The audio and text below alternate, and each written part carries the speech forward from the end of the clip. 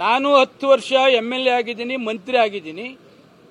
ನನ್ನ ಕಾನ್ಸ್ಟಿಟ್ಯೂನ್ಸಿಗೆ ನಾನೇ ಹೋಗಕ್ಕೆ ನಾನೇ ಭಯ ಪಡ್ತಾ ಇದ್ದೀನಿ. ಯಾವ ಟೈಮ್ನಲ್ಲಿ ಏನು ಮಾತಾಡ್ತಾರೋ, ಯಾವ ಟೈಮಲ್ಲಿ ಏನು ದ್ವೇಷ ಭಾಷಣ ಮಾಡ್ತಾರೋ, ಯಾವ ಟೈಮಲ್ಲಿ ನನ್ನ ವಿರುದ್ಧ ಮಾತನಾಡ್ತಾರೋ, ಯಾರನ್ನ ಎತ್ಕಡ್ತಾರೆ ಅಂತಕ್ಕಂಥದ್ದು ನನಗೂ ಕೂಡ ನನ್ನ ಕ್ಷೇತ್ರಕ್ಕೆ ಹೋಗಕ್ಕೆ ಭಯ ಆಗ್ತಾ ಇದೆ. ಒಂದು ವಾರದಿಂದ ಈಚೆಗೆ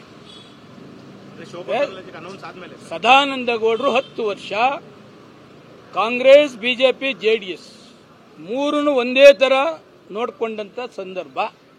ಒಂದೇ ಒಂದು ಬೆಂಕಿ ಉಗುಳ್ತಕ್ಕಂಥ ಮಾತು ಯಾವತ್ತೂ ಕೂಡ ಸದಾನಂದ ಗೌಡರು ಆಡಲಿಲ್ಲ.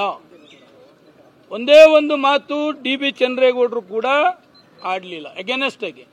ಇವ್ರು ಇನ್ನೂ ಬಂದೇ ಇಲ್ಲ, ಇನ್ನೂ ಎಲ್ಲ ಓಟೇ ಕೇಳ್ತಾ ಇಲ್ಲ.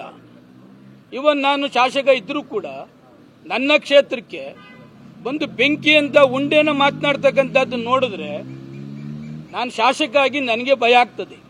ಇದೇ ತರ ಆದ್ರೆ ಪೊಲೀಸ್ ಕಮಿಷನರ್ನ ಭೇಟಿ ಮಾಡಿ ನನ್ನ ರಕ್ಷಣೆಯನ್ನ ಕೇಳಬೇಕಾದಂತ ಪರಿಸ್ಥಿತಿ ನನ್ನ ಕ್ಷೇತ್ರದಲ್ಲಿ ಆಗ್ತದೆ ಅಂದ್ರೆ ಇನ್ನು ಬೆಂಗಳೂರಿನಲ್ಲಿ ಯಾವ ತರ?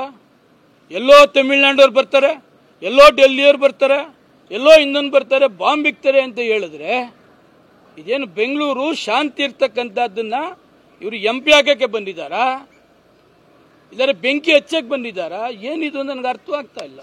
ನಮಗೂ ಎಲ್ಲರೂ ಒಳ್ಳೆಯದಲ್ಲ.